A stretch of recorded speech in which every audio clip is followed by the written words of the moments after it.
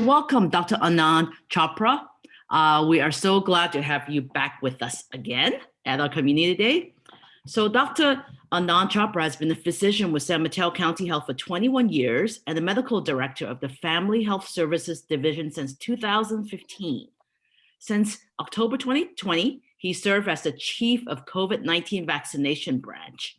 And prior to joining San Mateo County, Dr. Chopra served as the medical epidemiologist and public health physician with the California Department of Health Services. And he is a graduate of Stanford University, the University of Washington School of Medicine, and UC Berkeley, and trained in pediatrics and public health and general preventive medicine at UC San Francisco and UC Berkeley. We are so excited to have you, and thank you so much for being here. Thank you so much. Thanks for having me. And can you hear me okay? Yes. Yes, okay, great. Yeah, no, it's great to be here again. And my task today is to share a little bit with you about COVID-19 vaccine boosters and a little bit of the rationale behind them, where you can get them, why we believe boosters to be important. And I know there were also some questions about Omicron and what we believe is happening with that. And I'll share what I can tell you, which is limited because there's not a whole lot we know yet, but we're learning more every day. So with that, I have some slides, and then we'll also have time for question and answer and discussion. So in terms of general information on the COVID-19 vaccine boosters, they are recommended at this point by the CDC for everyone aged 18 and older who received their vaccine series either 6 months ago for Pfizer and Moderna vaccines, or 2 months ago if folks got the Johnson & Johnson single-dose vaccine. So the recommendation at this point in particular, because we seem to be heading into a winter surge, and also because of the presence of the Omicron variant, we're really seeing it as highly important for people to get a booster dose of a COVID-19 vaccine and to get it, as soon as possible, as long as they completed their initial series of Pfizer 6 months ago, their initial series of Moderna 6 months ago, or they received their single dose of Janssen or Johnson & Johnson vaccine 2 months ago. And I'll show a little bit of the data that the Food and Drug Administration and the Centers for Disease Control have looked at to make that recommendation. I will share, I don't have a slide about this, but I will share that in terms of the Omicron variant, it's found in the majority of US states now. I think over half of US states have cases of Omicron. Certainly we've seen a number of cases in California. And it seems to be spreading very, very quickly. So the presence of the Omicron variant had a 7-fold increase over the last week in the United States. And so I think we can expect that it will be very prevalent very soon, in addition to the Delta variant, which is the major variant, 98, 99%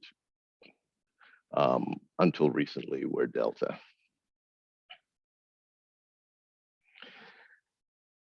Just to share that a good percentage of San Mateo County residents have already received a booster or additional dose of vaccine. So over 240,000 county residents have received a booster. And this is almost 33% of the population, the eligible population for any vaccine, which is the 5 and older population. As you can see, there are about 735,000 people 5 years old and older in San Mateo County. And of the population 65 and older, over a half have received a booster dose at this point, which is great. but we really would like to see that even much higher. So why is it necessary to get the COVID-19 vaccine booster? I'll walk you through just a couple slides, and I think this hopefully will help explain the rationale why the FDA and the CDC and now the California Department of Public Health have all recommended that anyone who's eligible, which is basically anyone 18 and older, get their COVID vaccine booster. And I will mention, for the sake of completeness, that now 16 and 17-year-olds who received the Pfizer initial dose 6 months ago can also get a booster. Of course, that's not the population on this call in particular, but it is another population that just became eligible.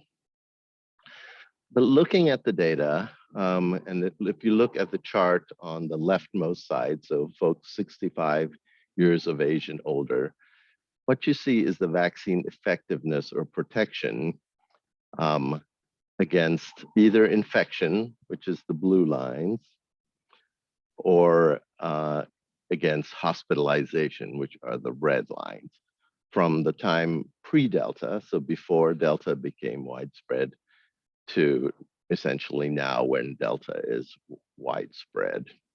And what you can see is, from a number of different studies and analyses, a pretty significant drop in the vaccine effectiveness against infection over the last number of months. And this is particularly true again about vaccine effectiveness against infection, a little less so about vaccine effectiveness against hospitalization. So when protection, was at around 90% against infection with a full series of any of the COVID vaccines, it decreased, depending on the study, to maybe 80% or even all the way down to 50% in one of the studies. Now, again, protection against hospitalization did not drop as much, which is good, but there's definitely been a decrease over time. And then if you look at the middle chart, this is for people who have underlying medical conditions. And here the data is a little more mixed in terms of protection against hospitalization. One study showed it going down a little, one study actually showed it going up a little. And then if you look on the rightmost graph, the frontline workers, protection against infection, again, showed a pretty significant decrease from pre-Delta to post-Delta times.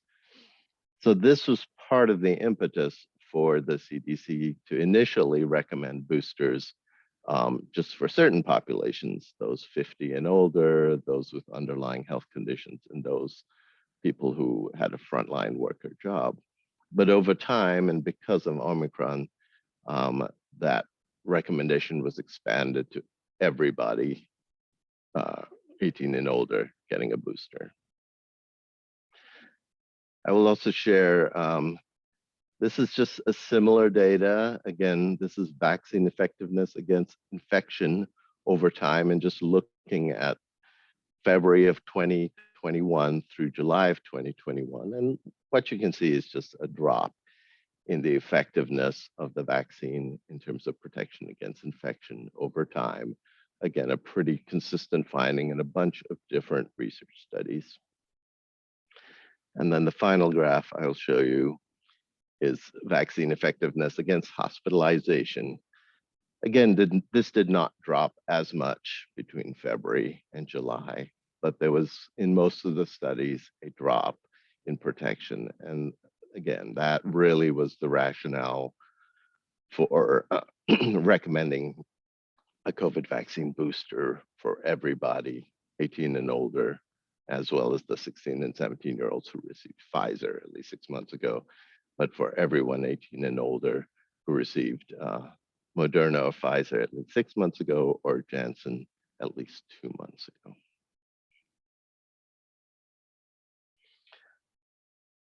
I wanted to just share briefly where you can get a COVID vaccine booster, because there are a number of options, but sometimes folks have to wait a little while to get one. And certainly we want as many people to be boosted as soon as possible because of the Omicron variant, and of course because of the holidays, because there will definitely be gatherings, family gatherings, different kinds of services, etc., that people will be attending. So one of the options is the high volume vaccination site at the upper left. This is at the San Mateo County Event Center. And this is just continuing till December 18th. So just a few more days, just through a Saturday. And then it will stop for the holidays for at least a couple weeks.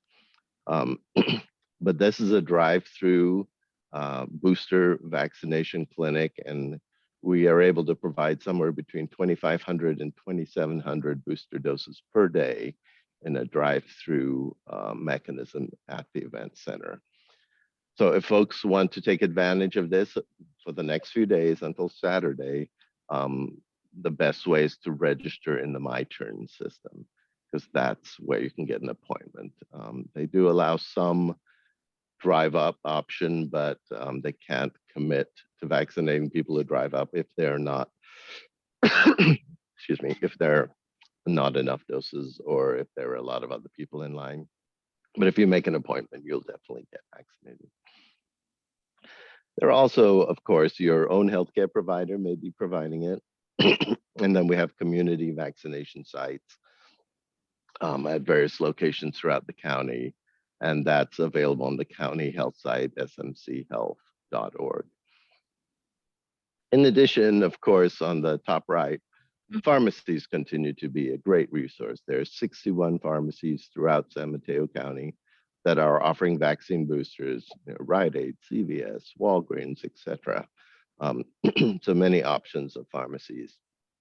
And the pharmacies have also been assisting with vaccination at some long-term care facilities.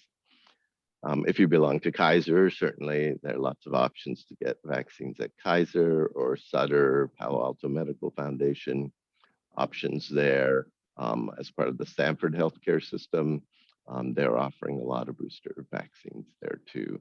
And pretty much all these sites are also offering initial vaccines for anyone who didn't get their initial series yet. So it's not only boosters, but of course that's most people in San Mateo County have received their initial series at this point, over 90%. And so for most people, we're talking about boosters. And then we are in the bottom middle, also supporting vaccination at some smaller long-term care facilities, board-in care facilities, and such through a vendor. So there are a number of different options. I would say probably the easiest one to get an appointment at right now is indeed the County Event Center, as long as you do it before they close on December 18th, because they can do a high volume there. And that's actually all the slides I have. And I know that some folks submitted some questions.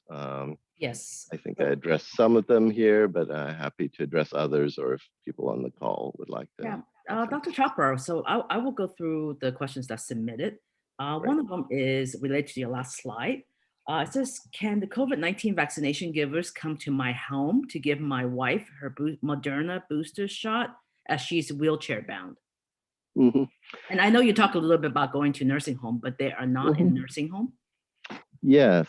So there is indeed a homebound option. So if people have significant mobility issues, such as being wheelchair bound, there is an option.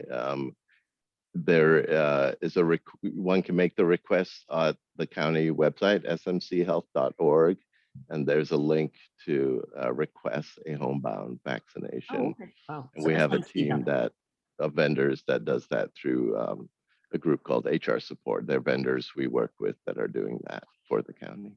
Can you give us the website again? Is there any way you can type it in? Yeah, so yeah, I can type it into the chat. Great. I didn't know there's a service like that. It's great. Yes, that's been available for quite a while at this point. Let's see. I typed it in there. That's the main website. And then if you click on COVID, Okay. I'll see if I can get the more specific website while we're talking. So the next question is related to the slide is, let me see. I got my fully vaccinated. Is it okay to mix and match my booster dose? Yeah, thank you for that question. That's a great question. And indeed, the CDC does say that you can receive any COVID vaccine as your booster, regardless of which one you got for the initial series. So it is okay to mix and match. I would recommend if folks receive their initial dose was a Johnson & Johnson vaccine, what the CDC recommends, and I would recommend, is that you receive either the Moderna or Pfizer for your booster in that situation. If you received Moderna or Pfizer for your first one, I think you could get either of those for your booster dose. It's fine, but you are actually allowed to mix and match any of them for the booster dose. Do you think, I guess this is my question, do you think it's better to mix and match? There were some data saying it's better to mix and match for the efficacy. I think for efficacy, the main one where I think it's really important to mix and match is if you got the Johnson & Johnson. So if that was your first one, I would really recommend getting one of the messenger RNA vaccines as your booster. So either Moderna or Pfizer for your booster. I don't think it matters so much for the other ones. Okay. Okay, the last question that they have is, can you tell us a little bit about the new COVID variant Omicron? How should we protect ourselves? And do we need to change our travel plan based on this variant? Yeah. So and I'm just posting a more specific link on the website there.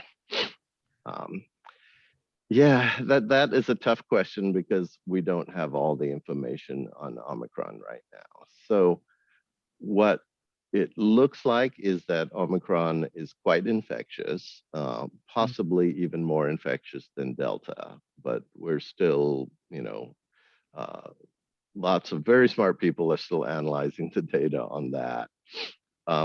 As you know, Omicron, only came on the scene a few weeks ago. And so we're still very much learning new information about Omicron. In terms of travel plans, I think the most important thing is, I would say, is if you're going to travel, make sure you've had a booster dose and waited at least 2 weeks after your booster dose. From what we can tell, it seems like there's quite good protection if you've received a primary series of a COVID vaccine and then had a booster and then waited at least, the 2 weeks to make sure the booster has had a chance to have its effect.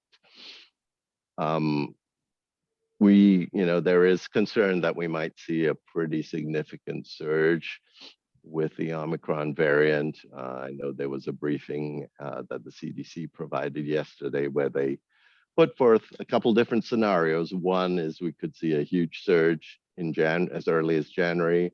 Another looked at a less significant surge maybe in the spring. And of course, we just don't know at this point. But I think some of it really has to do with your risk tolerance, assuming you have received the booster dose. Mm-hmm. Traveling is always going to be a little riskier than not traveling because you can control your circumstances a little better. But I don't know that I would necessarily make a huge change in plans, except to, make sure you get your booster, mm-hmm. Mask whenever you're around large groups of people, hang out with people who have been vaccinated and have received their booster doses, and just being essentially cautious in what you do. Great, thank you so much. Oh, one question came in to me. Can you get the Delta and Omicron variant at the same time? That's actually a good question. That is a good question. I mean, any variant seems to offer some protection for a period of time against another infection. But we definitely have people who have, gotten COVID repeatedly. And so I think it's theoretically possible, but there is always going to be some level of protection after having had a recent infection. So it might protect you, to some extent, but I don't think we can say categorically that no, you can't have both. It's quite possible that you can. Wow. Wow. Great. So here's another question. Vaccinated friends aren't careful when sneezing or coughing into elbow or tissue. How far do microbes travel, and how long do they live on hands when they cough into their hands? Oh, that's a great question. Well, definitely what we know about COVID, the virus, is that it can be aerosolized. So that means that um, when someone sneezes, the actual droplets, you can feel a little, you can get a little wet, right, from a sneeze, and so that sort of droplet spread. But also that the virus can travel in the air when someone sneezes. Exactly how long it lasts, I couldn't tell you off the top of my head, but it definitely does aerosolize, and that's part of the reason behind wearing masks and those kinds of things. Um, contact spread, so something when someone coughs into the hands and then shakes your hand, for example, that seems to be less of a concern. We can't say categorically that it wouldn't happen, but it seems like most of the infection comes from either droplet spread or aerosol spread. Hmm. Great.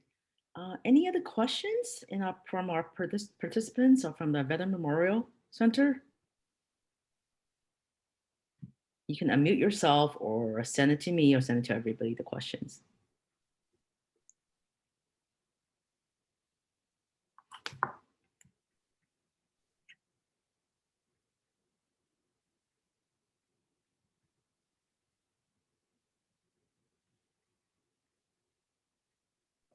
Can it be personal? I don't know how to get it. Hi, do you have a question? I have a question, but I don't know if you can hear me. I'm not very good. Yeah. We can hear you.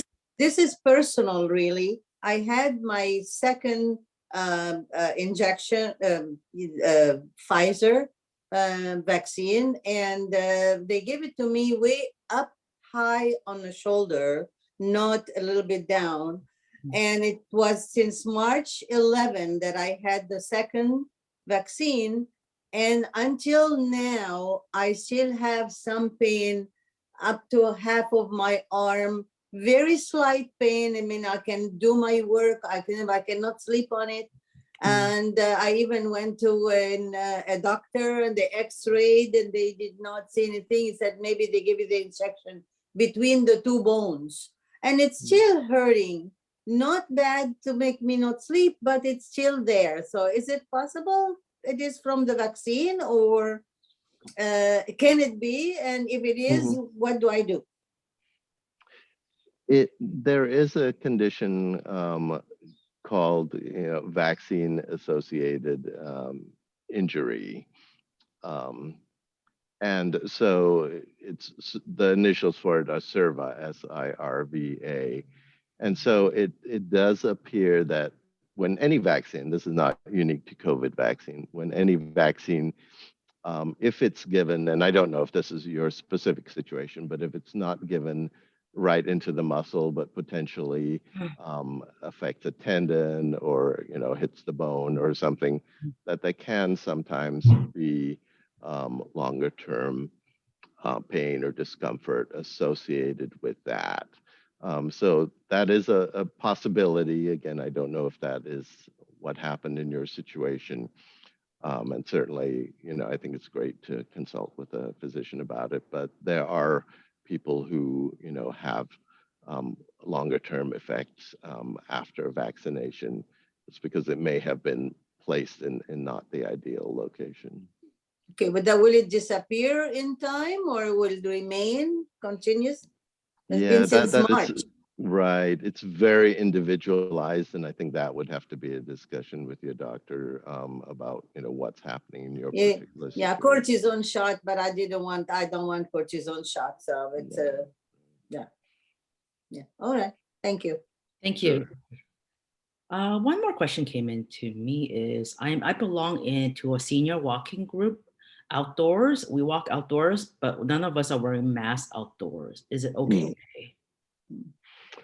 Yeah, so generally, if you're outdoors and you're not, face to face with somebody, because of airflow and just the extra space that this allows, you're usually pretty safe without masks outdoors.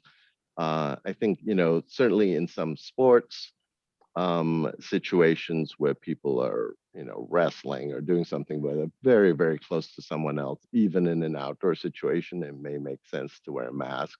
Or if people are exerting themselves, so they're breathing really heavily.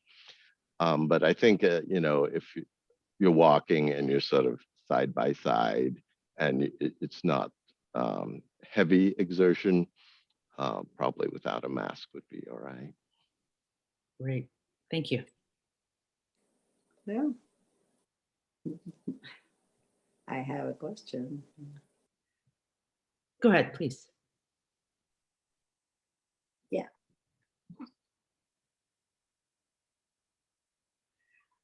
If somebody has not been vaccinated but thinks that he got COVID before vaccination and he was very sick and temperature and it lasted for a long time and he thinks he's immune, is there anything he can do or test they can do to find out whether he got COVID without and got better without any vaccination? I mean, he refused to get it because I already got it. Mm-hmm.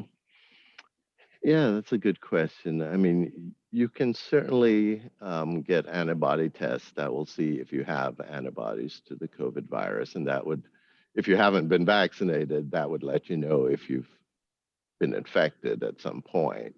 It won't tell you exactly when it happened, but it will tell you if you got an infection and developed antibodies. But that said, the recommendation for people who've had COVID is still to get vaccinated.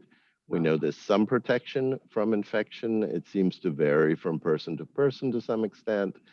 And I think we believe that the protection from vaccination, and particularly from vaccination plus a booster, would likely be stronger and potentially last longer than from infection alone. So the recommendation, even if you've had COVID multiple times, is still to get vaccinated and Wow. get a booster. Okay. Thank you.